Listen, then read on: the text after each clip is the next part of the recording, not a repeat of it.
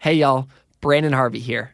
Before we get started with the episode, I'm so excited to share that today, the day that we are releasing this episode, we are officially starting shipping on issue 2 of the Good Newspaper. Many of you have already seen issue 1 of the Good Newspaper because you subscribed or backed our Kickstarter or just ordered a copy, or maybe you went to a conference where we shared the Good Newspaper. Issue 2 is amazing. It's something that I'm really proud of, and I'm so impressed by our entire team who put this thing together. It's such a wonderful celebration of the good in the world, and I think that it's better than ever. And so if you haven't already ordered issue 2, please go pick it up. We'll ship it to you this week. You can do that at goodnewspaper.co. And man, I'm looking at it right now, like I'm flipping through it. I don't know if you can hear this, but man, I'm just so excited about it. So anyway, check it out, goodnewspaper.co. Get your copy today. Oh, and one more thing. Before we begin, I wanted to let you know that in today's episode, we talk about struggles with mental health and even more specifically, suicide. We're really proud of this episode and think it's important and beautiful, but if this is especially difficult or triggering for you right now, we'd love for you to just skip this episode, take care of yourself, and just tune in a future week. All right. Now on to the show.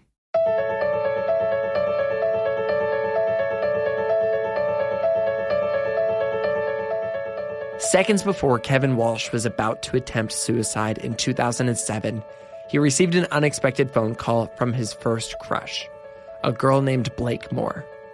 That phone call ended up saving his life, and now, more than a decade later, the two are married. It's an incredible story. And not very many people had heard this story until Kevin posted his story on Quora, a question and answer website, answering the question, what is one moment in your life you thought could only happen in a movie? His response, this story, went absolutely viral and then ended up being featured all over the internet, including the Huffington Post, BuzzFeed, The Independent, and People. And even if you've already heard the Walsh's story and read the articles that have them featured, I still don't think you have the full picture of why their narrative is spectacularly unique and life-changing. And you're going to have to listen to this full conversation to put together the missing pieces. This is a crazy and amazing story, and I'm so glad that I tracked down Kevin and Blake to have this conversation. A few quick things before we jump in that I feel like might be fun to know. Number 1, Blake is a quote-unquote retired professional singer. She's going back to law school right now to become a lawyer. But the crazy thing is, once she's a lawyer, she'll be a lawyer with 2 Grammys and 5 Grammy nominations. Like, she's legit. Kevin is also an amazing engineer, and very important, they have 3 dogs. Oh, man. On top of that, they are advocates for sharing how deep shared experiences, although sometimes painful, can form the unique kind of relationships that stand the test of time. Kevin and Blake are honest, hilarious, and full of the kind of messy hope our podcast is always looking for. I am Branden Harvey, and this podcast right here is Sounds Good. This is the weekly podcast where we have conversations with inspiring people who are rejecting cynicism and hopelessness and using their lives to fill the world with more love, joy, and justice. And one more time, this is such a fun conversation. I am so excited about it.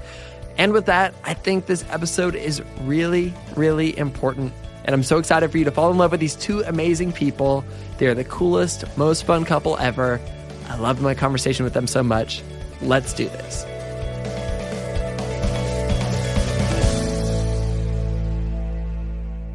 Kevin and Blake, how long have y'all been married? Oh. We have been married just about a year. Yeah, a year on Sunday. No way. That's incredible. Yeah. Wow. How's the first year been? It's been really good, actually. Mm-hmm. So everyone says that it's supposed to be the hardest. Yeah. Your first year is the hardest. And we have gone through some significant changes, a lot of ups and downs, but so far so good. Yeah, it has been the most fun I have ever had. And I'm feeling so very grateful to be doing life with this fella over here. That's so fun. My wife and I have been married for 2 years now, almost 2 years, 2 years in like 2 months. And yeah, we feel the same way. We feel like everybody says that your first year is rough and it's going to be so hard and get ready for it. And we just really enjoyed it. Like, you know, it was hard. We had our ups and downs, But like, what a good time. Maybe everybody's lying. Maybe they're just like setting your expectations fairly low so you can just always go above that. Exactly. Whatever you do, it will be better than the low expectation that's been set. Oh my really goodness. Nice of them, actually. Seriously. I know. We should get in on that conspiracy. Yeah. Start helping people out. Oh, yeah. Perfect. Okay, well, we'll have the producer edit this to say that the first year of marriage is really hard and it sucked for both of us. Yes, of course. That's perfect. We're going to pass on this wisdom now as old married folk. As old married folk. Yeah, I think that you're allowed to start doing that on Sunday, so that'll be great. Yes. When did you guys first meet? So we first met, backwards math. I was 13 and she was 14. No way. We met at a summer camp up in Michigan, and I was 13, she was 14, and we met at the archery range. And how we ended up there is kind of funny. Basically, she had shattered her elbow like a week or 2 weeks before, and she was kind of like anti-establishment for a 14-year-old. And she was like, surely there's no way that they can make me participate if I sign up for archery, so I can just stand there and talk to my friends because I'm literally physically incapable of performing this activity. And as a 13-year-old boy, I signed up for archery because archery is the coolest thing in the world. Oh, and yeah. who wouldn't want to do archery? 100%. So I'm there to shoot some stuff. She's just there to just kill time. And so I got there early because I'm a giant nerd, and I'm standing there talking to some friends, like talking about how pumped we are to shoot some stuff. And all of a sudden, somebody walks up behind me and says, "Black is a good color on you." And I turn around, and there's this beautiful 14-year-old standing there, like clearly talking to me, and I'm like dumbstruck. I'm like, I don't have any idea how to respond to that. That's like the most punk anti-establishment thing to say, too. Like, that's a really good opening line. Just wait till... So I followed it with, it's very slimming, which is what every 13-year-old who weighs maybe 90 pounds soaking wet wants to hear. Yeah. Oh, my gosh. So had zero idea how to take that, but it just kind of struck up a conversation, and we sat there and talked for a while, and became friends, and we kind of just like we're friends for the remainder of camp that week, and I kind of like knew where she was. It kind of sounds weird, but like she just made an impression, like where she kind of became my focal point of camp, and it was like definitely like a super crush, but part of it was just like she just made an impression, like that she's had this kind of this like light about her that was kind of like this kind of intriguing and just endearing factor that she had about her. So yeah, I guess that answers the first question. Yeah, so 14 years ago. Rather than launch into the whole story. Okay, wait, and so Blake, were you like thinking about him at this point? Like, did you have any idea that like he might be interested in you, or that one day you would get married? Oh, no, I've been oblivious. I was completely oblivious. For like 12 years. Yeah, for the majority of the time we've known each other. I affectionately called him Ninja Kevin. Oh, yeah. A result of a story from camp the next year. But we would talk on and off throughout the years. So I had no idea. Did you guys keep in touch after camp, or what was that like? Oh, yeah. We exchanged AOL Instant Messenger screen names. Yes. Whoa. Because that was the thing to do. That's really... Wait, is this too embarrassing to ask? What were your screen names? Oh, boy. I was just thinking about that the other day. Yours? Ooh. Didn't you change yours to Ninja Kevin later? No, I can't remember. Mine was the Smuggler at one point, and I don't remember why. Oh, no. Yeah, it was the Smuggler. Yeah. Okay. Yeah, it was. And I think mine was Georgia Girl. Nice. Something Eighth Notes. Oh, mine was Erratic Eighth Notes. That was it. Yeah, wow. That's what mine was. Erratic Eighth Notes. Mine was Converse All-Stars. Oh, wow. Nice. Yes. Wow, you must have gotten in the game early to get that there one. was like an underscore or numbers or something in there. Okay. But I feel pretty happy about it. Mm-hmm. Yeah. That's a good one. I stand by mine. Good. I stand by mine. I have literally no idea why mine was the Smuggler. Well, I got nothing. 2 of 3. We'll call it a net win. That's pretty good. So you guys lived in different towns then. How far away? Yeah. So he was in Chicago and I was in Michigan. So let's see, 4.5 hours probably. Yeah, right around. Yeah. So we didn't see each other that whole first year at all. And then we saw each other the next year at camp. Mm-hmm. And I will let him tell that story. He's a better storyteller than I am. Mostly because he knew he was in love with me and I had no idea. So he holds on to these stories. Oh, that's so funny. It was like important to me or whatever. So basically at camp, there's this thing called the night game. And the night game is pretty much what it sounds like. It's like a giant game of something that happens at night. It's usually like capture the flag or like some like objective based game where there's like 200 kids roaming around trying to strategically conquer some objective. And usually there's like two giant teams. And so it's 100 kids versus 100 kids. So it's total screaming preteens running through the woods. Complete chaos. My goodness. But it's like very like stealth and subterfuge and strategy based, at least in theory, until everyone just starts running around like crazy people. But Hooligans. And but I had enjoyed the night game so much the first round of camp that the second round of camp I was very prepared. So over the school year, I had saved up and bought a full-on ninja suit. A legit ninja suit. Like a pretty good one. And, saved up for it. Like that tells you how good it is. Oh yeah, for sure. Yeah. So I bought this thing like in I don't know, like October. I mean, like I was pumped for the night game like all year. And so I show up to summer camp with this thing, don the ninja suit for the first night of camp when the night game happened. And I'm roaming around doing my thing, strategizing and subterfuging. And so I come into this clearing with this with like a swing set, and I see Blake over there on the swings just chilling, not playing the game at all. No, again, rebel without a cause. Yep. I did not want to run around with aforementioned hooligans. So she's just hanging out, talking to a friend, not doing anything in particular. And so I'm like, ooh, I'm going to sneak up on her. Because in my now 14-year-old brain, that's flirting. And so I'm going to sneak up on her in a ninja suit. It's going to be hilarious. And like zero foresight. But so I sneak up on her. And I get to where I'm about 5 feet behind her. And she turns around. And I'm like pretty confident in my sneaking ability because I'm wearing a full-on ninja suit. And it's just turns around and I just like freeze. And she just looks at me, like looks me up and down and goes, "Oh, hi, Kevin." And then turns back around. And I'm like, okay, no. Couple things. Number one, you can see like 4 square inches of my face. How did you know it was me?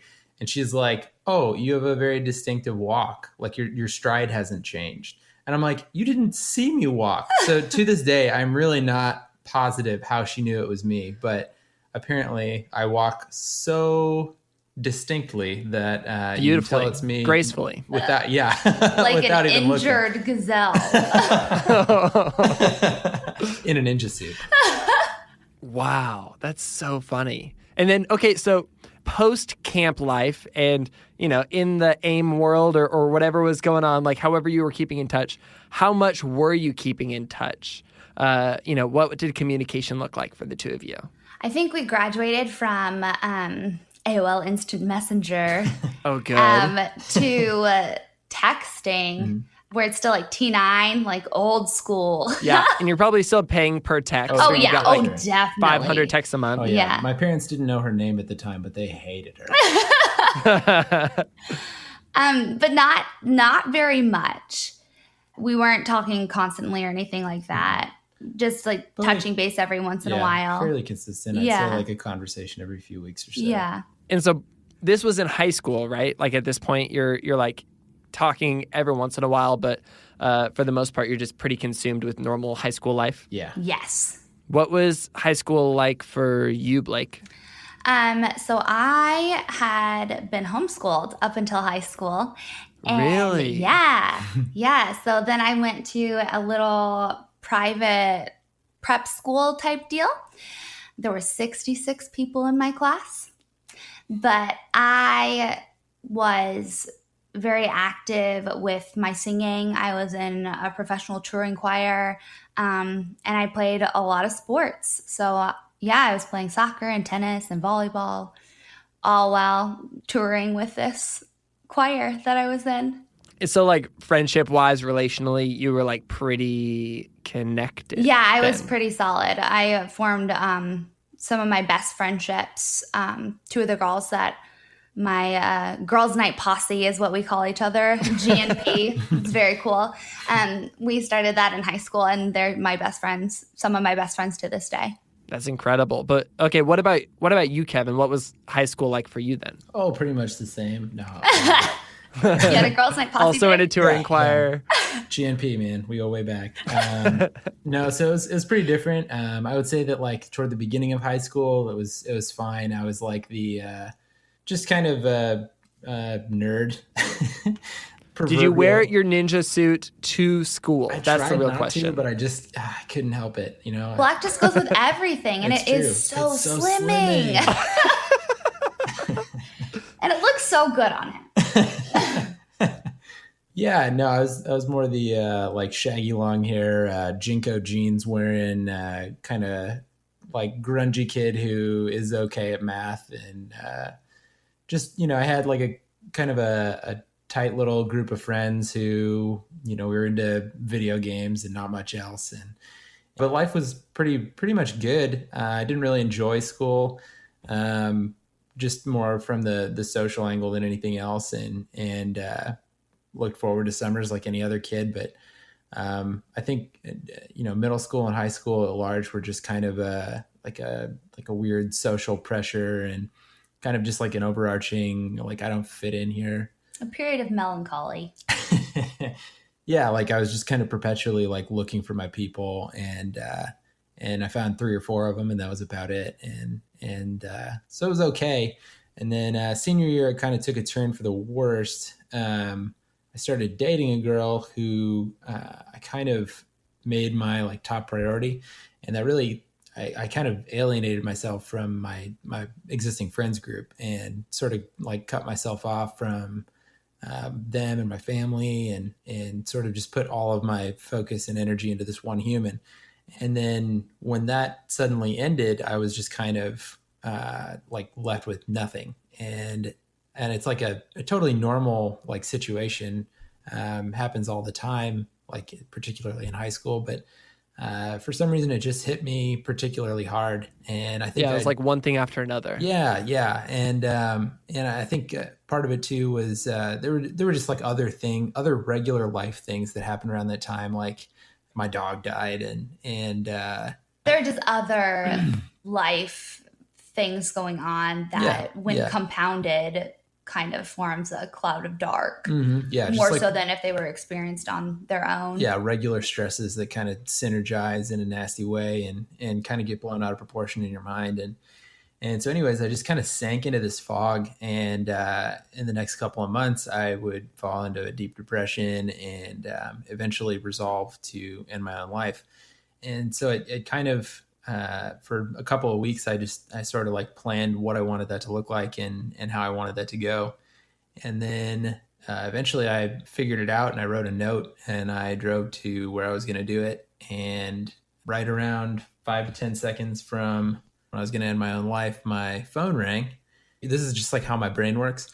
I was like, I don't know if there is an afterlife, but if there is any semblance of an eternity, I cannot spend it wondering who was on the other end of that phone call. That just sounds like a super tedious existence.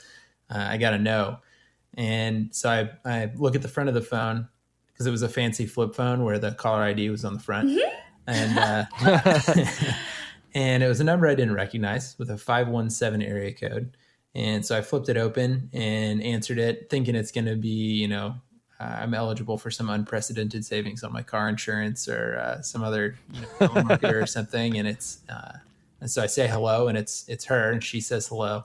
And so we just kind of like had a normal conversation. She's just like, oh, what's up? And so we kind of caught up about life for like 10, 20 minutes. And what was going on in your mind at this point? Like you're in this place, you're ready for something really, really hard, and you're at the end of your rope. Did it feel like relief? Did it feel like annoyance? What was that? What did it feel like to just hear her voice? Yeah. So like my mind was just completely blank at that moment. So like when I picked up the phone, I was like so unprepared to have a conversation, but it was just like my brain had been restored to factory default settings or something. Like I was just on autopilot. Like it was just like a regular conversation. And I think that's like part of what kind of made it so weird was that I had been so starved for just like a conversation with an old friend. I hadn't really had anyone to just like act as a sounding board or just to kind of be there and just to act like a regular friend. And whether that absence was real or perceived, I think is kind of subjective, but to be in that moment where you've like let everything go and you're just ready to not exist in the next couple of seconds. And then to suddenly be, tossed into this conversation. It's like, I mean, one moment you're staring down the barrel of your own mortality at your own volition. And then, the next minute you're just like talking about how somebody else's day went. It was super disorienting. And so we kind of caught up, and she was on this school trip at the time, and she kind of had to like excuse herself. She wasn't supposed to be on her phone, but ever the rebel, she had snuck it in and called me. And so she was like, "Hey, I got to get off the phone, but it was really good talking to you. Can we catch up more tomorrow?" And I was like, and that kind of made me hesitate because obviously I hadn't really planned on like having a tomorrow. So she picked up on that hesitation and kind of pride. And I was like, well, I wasn't planning to be here tomorrow, and kind of spilled the beans. And her response was literally, "What? Don't do that."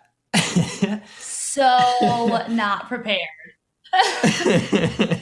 So Blake, I want to hear like what was going on your side of things. Like, why did you call Kevin? Like, break it down from the beginning. So I didn't. And this is kind of where it gets funky, spooky. My perception of that whole event is very different from his. And we didn't figure that out until after we got married, actually. I was on a school trip. My little bougie school went on annual trips, and we weren't supposed to have our phones.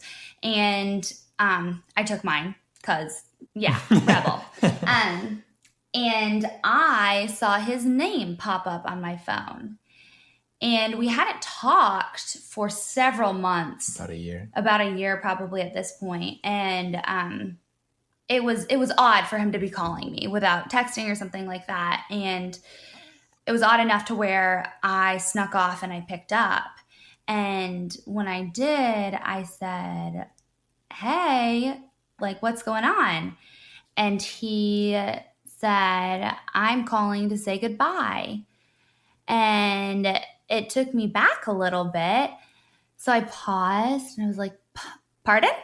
And then he explained his situation and explained that he was going to end his life tonight and he wanted to say goodbye to me before he did that. And I felt so woefully unprepared, but I said, "Okay, well, don't do that." And then I honestly don't really remember what I said after that. I do remember that a teacher came and like tried to interrupt and was like, "Go away, this is important. Adults are talking." Kind of. But yeah, our interpretation of that event is very different.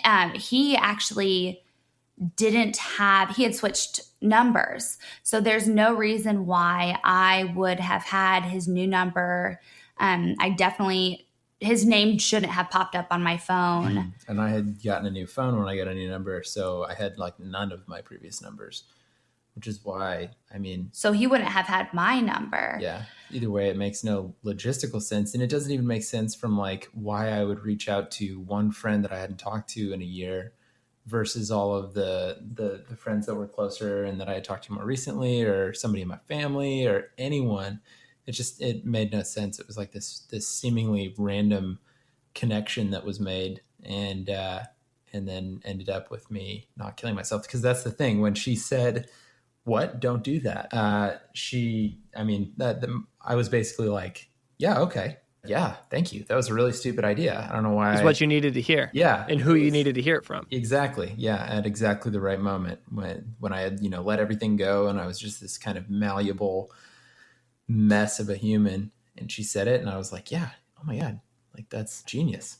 I can't believe I had planned to do that. And then she kind of reassured me, or she kind of made me reassure her rather, that for the next couple of minutes that I wasn't going to do anything stupid as soon as I got off the phone with her.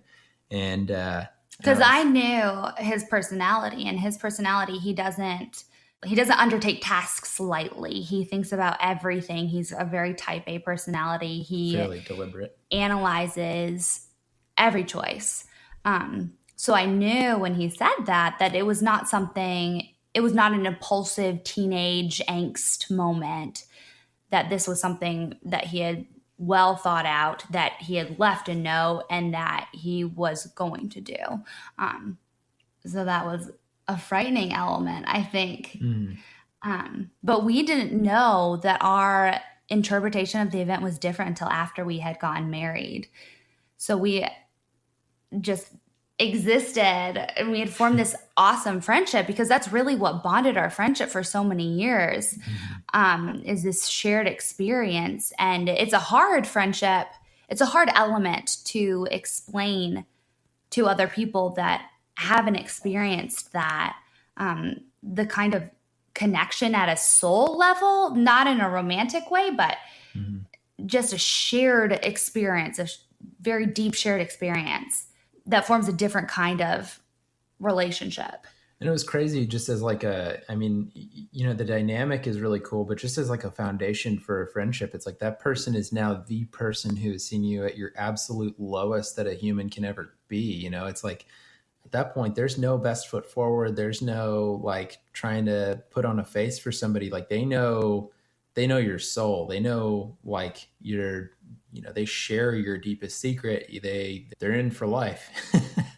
Well, and that's the beautiful thing about marriage, I think. And I think that's why the first year of marriage is so hard, because all of a sudden you're confronted with this person who is seeing you at your worst and also your best, but it's really vulnerable. And I think that it's really beautiful that your first year of marriage has been awesome, because maybe you had already laid that groundwork that night in high school. Yeah. Mm-hmm. And he has seen me in terrible heartbreak. And yes, we have been through a lot through our friendship. Yeah. What did that friendship look like from there on out? What did that look like after this moment?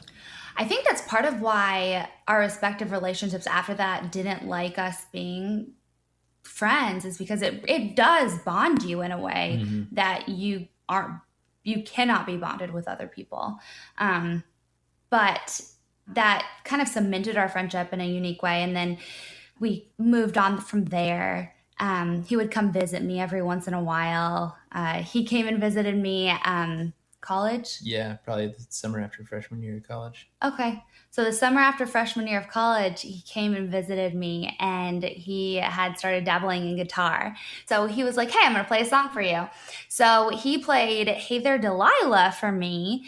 And as that song Refuses to Die, I heard it in the grocery store 2 weeks ago. Whenever it would come on, I would text him or reach out and be like, hey, how are you doing? I heard this song. Thinking of you, blah, blah, blah. So we would just keep in contact throughout the years. He came and visited me a couple of times at school, but neither of us, we both dated other people throughout the years, and neither of our prospective partners liked us being in contact with the other one. She's like way too pretty. Hush. So our significant others weren't pleased that we were friends. Probably now. Justifiably. Yeah, it's justifiably. At the time, I was quite perturbed. I don't understand. I mean, maybe it's indicative of like a deeper connection that they were able to see between the two of you. I think, yeah. Yeah, maybe. I don't like to give them that much insight, but... It's a lot of credit. Yeah. But yeah, so neither of our partners liked us talking with each other. And eventually he dated someone who didn't let him talk to me at all. She drew that hard line in the sand, and him being a very respectful and loving partner abided by her wishes. And so we went a long time without talking. And then September 18th, 2015, he reached back out from France. I think you Facebook messaged me from France. Wow. Yeah. And he was like, "Hey, how you doing?" I said, "Well, excuse me, sir. You've been ignoring me for 3 years, and this is how you introduce yourself back into my life." So then I was in a relationship at the time, and we kept in contact, and we were friends and buddies, and we caught up, and we've always had amazing banter, quippy back and forth, and we kind of settled back into that very natural friendship that we had. I was preparing actually to move back to Portland for a partner, and he talked that through with me. I had a hard time deciding, like, what is this the right choice? I'm giving up a lot here to go be there. And he was my sounding board for a lot of it and was just an amazing friend, just super supportive during that. So I decided to make that move, and I had taken time off work, and I had a flight scheduled, and my relationship ended pretty much out of the blue. And it was devastating. It shook me pretty hard. So he would text me and be like, "Hey, are you eating? Have you eaten anything today? You need to make sure you're drinking water. Like, you should probably sleep, go outside," just basic human needs, making sure that I was keeping up with during this couple of days. But I had already taken time off work. So he said, "Well, why don't you come down to Indy, and I'll take the week off work, and we'll just hang out. I'll show you around Indy, and we'll just have a good time." And how old are you guys again at this point? This was in just last, late 2015. Yeah, this was December 2015. Got it. So I went down and visited him, and was just a mess, a complete mess. And he was a fantastic friend. And it's just like, look over here, be distracted, don't think about anything. yeah, we did a painting, a wine and canvas thing where we made these. Wow. Oh, we have the best paintings hanging up in our home right now of Foxy Brown. Mine's in purple and pinks, and his is in oranges and reds. Yeah. Wow. Yeah, so that's a good souvenir. Mine is not great. His looks like a boxy football player with a fro. Very heavy set. She's a sturdy woman. He struggled with the neck proportions. I did. That's amazing. But he was just awesome. And there was this spark. And it was hard to kind of figure out if it was just a spark from, oh my gosh, this is this amazing human who is just showing me such support and such love right now. Or if it was something more. And he obviously knew it was something more.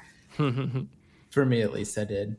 Wasn't really sure. And it's a tough situation to navigate too, because when somebody's just like heartbroken like that, it's tough to know, is this just like a dumb thing? Am I going to be a dumb thing to somebody, or is this like the real deal and poor timing? And so just kind of navigating that was sort of a delicate process. So we kind of parted on like a sort of maybe in the future kind of note at the end of that week when she was in Indy. And so she went back up home, and a couple weeks later she had a modeling gig over in Detroit. And I went up and visited her. I was in Detroit on contract for about 3 weeks. Yeah, I think so. Oh, wow. So he came and visited me on the weekends. Mm-hmm.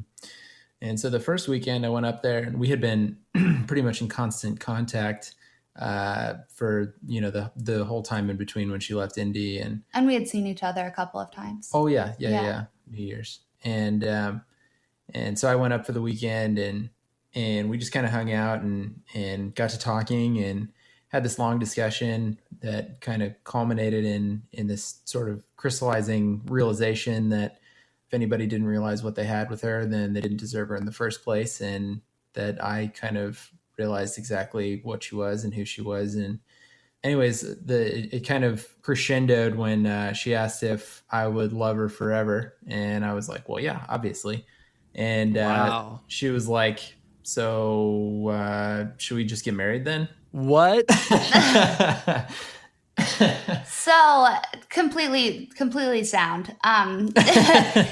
So there was one sheet of paper left on those little notepads that you find in the dresser drawers of hotel rooms. So we pulled out that one little sheet of notepad paper and we planned our wedding. And it was pretty much, it was full speed ahead from there. So we'd never really had a dating period. We just went straight to, okay, well, then this is what we're going to do. That's incredible. Yeah. Wow. Yeah. That's absolutely unreal.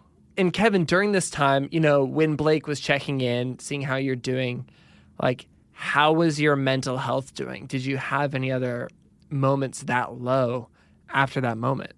I guess the sample that I give is like right after that night, or like right after that conversation that we had.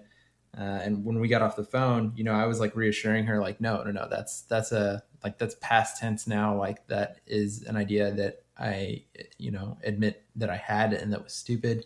And like, that is behind me. That's like already, even just still sitting in that car, not having moved, that was like already something that I had gone through and was done with. And definitely never looked back, never like revisited that.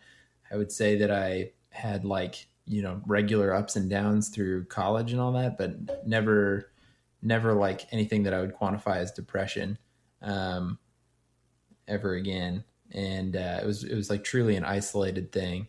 So that night after the conversation that we had, we hung up and I just kind of sat there in the car, not having planned to be around for that night or the remainder of that night. I just kind of sat there because when you cancel your own suicide, you don't really have anywhere to be. And so I just kind of sat in my car and thought about what had just happened and how crazy, astronomically unlikely it was that this person would call me at that exact moment. Just kind of started thinking about like what that meant and like my place in the universe and kind of the sense of purpose that bestowed on me and eventually us. And anyways, I thought of a couple of things that I wanted to tell her that it didn't seem right to tell her in that moment. Just about like kind of how much that meant to me, that had happened, and how much she meant to me. And she had to get off the phone because she was on this retreat, and it'd be weird to call her back or text her in that moment. So I just kind of wrote them down thinking I would find a time later to tell her these things. And long story short, I never did get around to telling her those things. And I ended up writing down a couple of things here and there for the next 10 years. And eventually that I didn't realize until we kind of got together and started talking about getting married. And I kind of took a step back and looked at all of the stuff that I wrote down that I wanted to tell her. And I was like, holy crap, I think this is a proposal. So in a nutshell, I started writing my proposal the night that she saved me from killing myself. And then literally 10 years later, I would propose with those words. Mm-hmm. Wow. That's absolutely incredible and beautiful. And it blows me away that neither of you necessarily know how it happened, but it happened and it saved your life and it brought you two together. That's incredible. I think we know that a force intervened and made it possible. That we know is true. And we don't really know why. And I think that was part of what we spent the first bit of our marriage like looking at was, wow, like we do have kind of a cool story, starting with that, and then how quickly we decided to get married, and just what an amazing man he is to have pursued me and kept a fire burning for me for so long, and how we would give that story purpose and what we would do with that. And this whole experience has kind of given us the opportunity has kind of breathed purpose into it. Yeah. So last year, one of my really good friends from high school, there was kind of this close knit group of like 4 of us, and my good friend Brian last year unfortunately killed himself, and it was something where he had been, silently struggling. Nobody had any idea that this was going on, and then one day just got a call that this had happened, and I mean it was like totally gut wrenching. And Brian was one of his friends in high school, one of his few friends that he had bonded with in high school and had kept in touch with throughout the years. And what I think was really hard was that what if he had reached out, or what if someone had called him? Mm-hmm. It's just kind of a crazy thing, because I up until recently, like this whole thing went viral like a couple of weeks ago. And up until then, I think I could probably count the number of people. I think it was probably under 100 people total that knew any portion of this story. So it's like, I posted this thing on Quora thinking maybe a couple dozen people would read it, and then it blew up like it did. And so now it's this whole different thing. But before that, it was like nobody knew, and so I never told Brian that. And that's a crazy thing, because it's like, that's a story that's like a big part of who I am. And this close friend of mine like could have been helped by that, and wasn't, because I never thought to tell him. And it's just kind of a crazy thing. So we've been, I mean, that's like weighed on me for the last year. Like, man, how many other people could our story like really mean like something, if not life or death to, that, just by telling them a story might give them some hope and prevent this situation in the future. And then this all happened, and it kind of gave us this platform to maybe speak from, and kind of, I mean, if one person hears this and, it makes the difference, then obviously it's worth it. We have on the surface what looks like a very beautiful love story. It's very princessy. But when the heart of that is the heart of it is so much more beautiful, and just how it all started. And I think that that's what we come to realize through this, is that we are helping people through this. We've gotten messages already through Instagram and through email about people who who have friends who they can see are struggling, and how do I help them? How do I maintain a friendship with them? Or people who have said, this story has really touched me. I'm currently going through something that's really hard, and this has given me hope. For people who are struggling, what would you say like that your encouragement to them is? And then for people, I guess, who are, maybe not struggling, but have people that they care about in their lives who they know are struggling, or maybe they don't, what does that look like? As far as what to say to people who are struggling, man, just if you find a way to just like, you don't even have to deal with your problems today, just like find a way to just make it to tomorrow. And that's the biggest thing. I mean, as far as advice to people who are struggling, talk to someone, talk to anyone.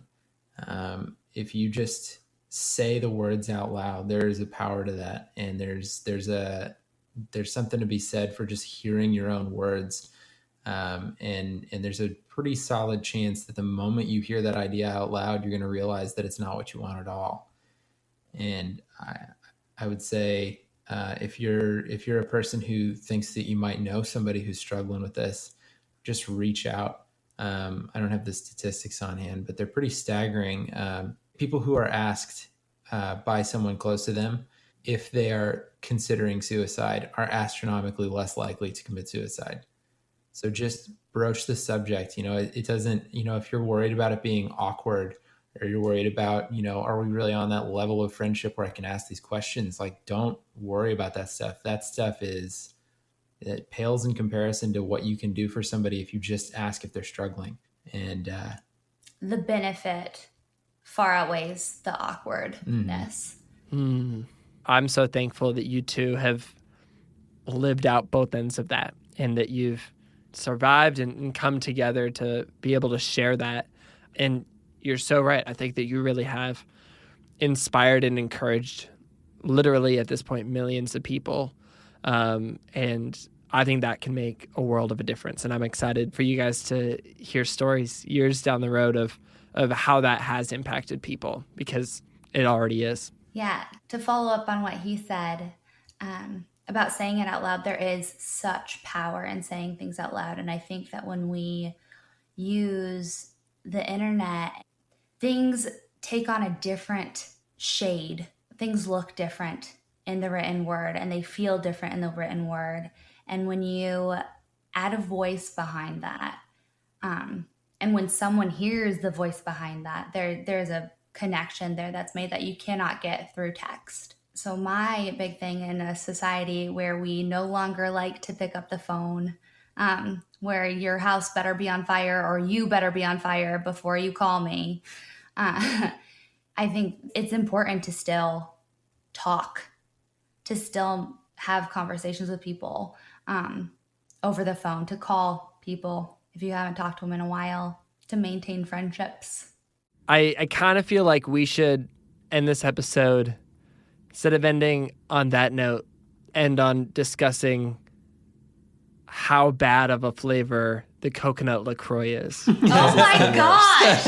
You're such a hater. Like, such needless hate. I'm just like we fought about this for like 5 minutes before the episode started. The first words Blake and I said back and forth to each other were she was speaking in favor of coconut LaCroix, and I was speaking strongly against it. Yeah, you just immediately started pouring out the hate. And Kevin is Switzerland. Yeah, but yeah. I was pouring out the hate, and you should be pouring out the coconut LaCroix onto the ground where it belongs. What's funny about the Switzerland, we got he proposed in Switzerland. Whoa, that's incredible. Yeah, he proposed in front of the Swiss Alps right on Lake Geneva. That is beautiful. Absolutely incredible. Yeah, we majorly lucked out. A work trip for me took me over there and happened to line up with like exactly when the ring was ready. Like, I was literally driving to the airport and I was like, come on, finish the engraving. It was like down to the wire. My ring is a black diamond, so I get to look good in black forever. Oh, that's incredible. Wow. I have a true romantic over here. That sound you just made is like ubiquitous. Everyone makes that sound at that story. And I love that you waited till the very last moment to drop that. Like, that is the perfect way to wrap up this episode. Oh my goodness, you guys, this has been incredible. I feel honored that I got to speak with you, and honored that I got to hear your story. And I genuinely am inspired by all of this. It was a pleasure speaking with you.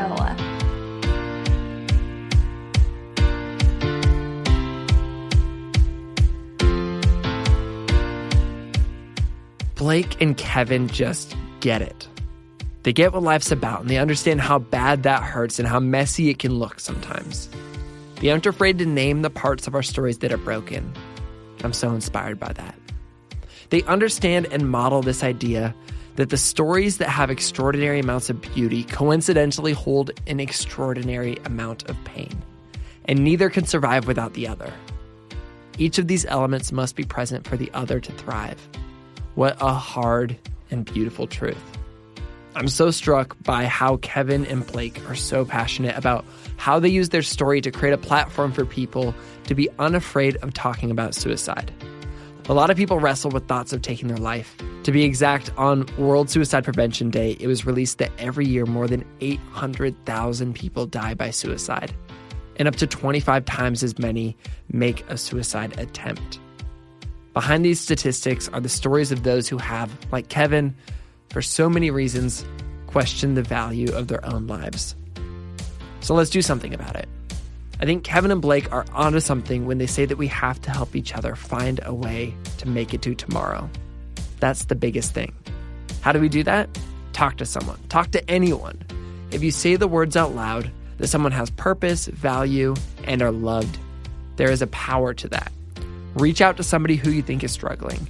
Remember what Kevin said, people who are asked by someone close to them if they are considering committing suicide are less likely to commit suicide. And if you're wondering to yourself if you have the ability to make a difference to someone, just think about the impact of Kevin and Blake's story. They didn't even know until a couple of weeks ago how many people were impacted by it. So I want to tell you, maybe your story will make the difference to someone and it will make it worth it. Don't be afraid to share the gritty, messy, and authentic parts of your story. You might just give someone hope along the way. If you're struggling today and you need help right now, please text our friends at Crisis Text Line at 741-741. They'll take care of you. I'm so glad we got to have this conversation on the podcast today. If you're new to Sounds Good, we would love for you to stick around. If you connected with this episode, you'd also love our conversation with Nancy Lublin, the CEO of Crisis Text Line, and Bonnie Kate and her husband Max on this idea of redeeming tragedy. You can find these episodes and all of our episodes wherever you listen to podcasts. This podcast is created by me, Branden Harvey, as a part of Good, Good, Good, a community that believes in the power of celebrating good news and becoming good news. You can get lots more hopeful stories on social media by following us everywhere at GoodGoodGoodCO. We also create a beautiful quarterly newspaper that celebrates the people, ideas, and movements that are changing the world for the better. And like I mentioned at the top of the show, we just released our second issue. We can't wait for you to read the incredible and inspiring stories inside. You can order it today at goodnewspaper.co. And on that note, that is a wrap for this week's episode. Go out and do some good this week, and we'll be back next week with another inspiring story from an incredible person. And while you're at it, take Kevin and Blake's advice and go out of your way and make sure the people in your life know that there is a reason for them to make it to tomorrow, because they matter and they're enough. Sound good?